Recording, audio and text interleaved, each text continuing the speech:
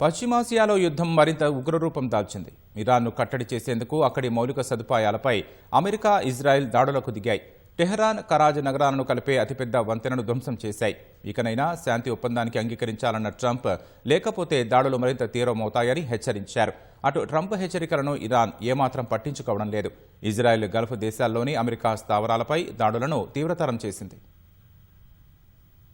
మధ్యప్రాచ్యంలో యుద్ధం అంతకంతకు తీవ్రమవుతూనే ఉంది. ఇరాన్పై భీకర దాడులతో అమెరికా, ఇజ్రాయెల్ విరుచుకుపడుతూనే ఉన్నాయి. తాజాగా ఇరాన్లోని కరాజ్ నగరంలో కీలకమైన వంతెనపై దాడి చేశాయి.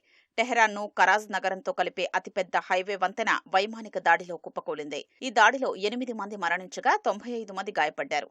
ఈ దాడికి సంబంధించిన వీడియోను అమెరికా అధ్యక్షుడు డొనాల్డ్ ట్రంప్ సోషల్ మీడియాలో పంచుకున్నారు.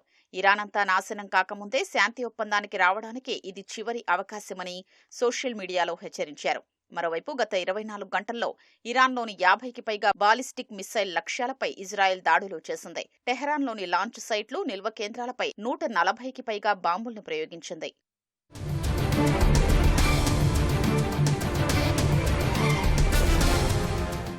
మరోవైపు ఇరాన్ కూడా తన క్షిపణి శక్తి ఇంకా తగ్గలేదని నిరూపించేందుకు ఇజ్రాయెల్, గల్ఫ్ దేశాలపై దాడులు కొనసాగిస్తోంది.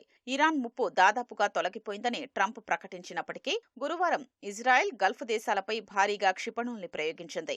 గురువారం ట్రంప్ అమెరికా ప్రజల్ని ఉద్దేశించి ప్రసంగిస్తున్న సమయంలోనే దుబాయ్లో పేలుళ్ల శబ్దాలు వినిపించాయి.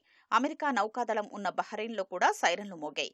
ఇజ్రాయెల్ తనపైకొస్తున్న క్షిపణుల్ని అడ్డుకునే ప్రయత్నం చేసింది.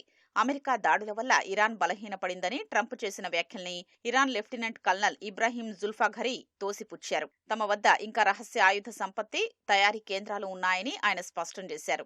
కీలక వంతెనపై దాడిని ఇరాన్ ఖండించింది. మౌలిక సదుపాయాలపై దాడులు చేయడం శత్రువు నైతిక పతనాన్ని సూచిస్తుందని ఇరాన్ విదేశాంగ మంత్రి అబ్బాస్ అరాక్చి విమర్శించారు.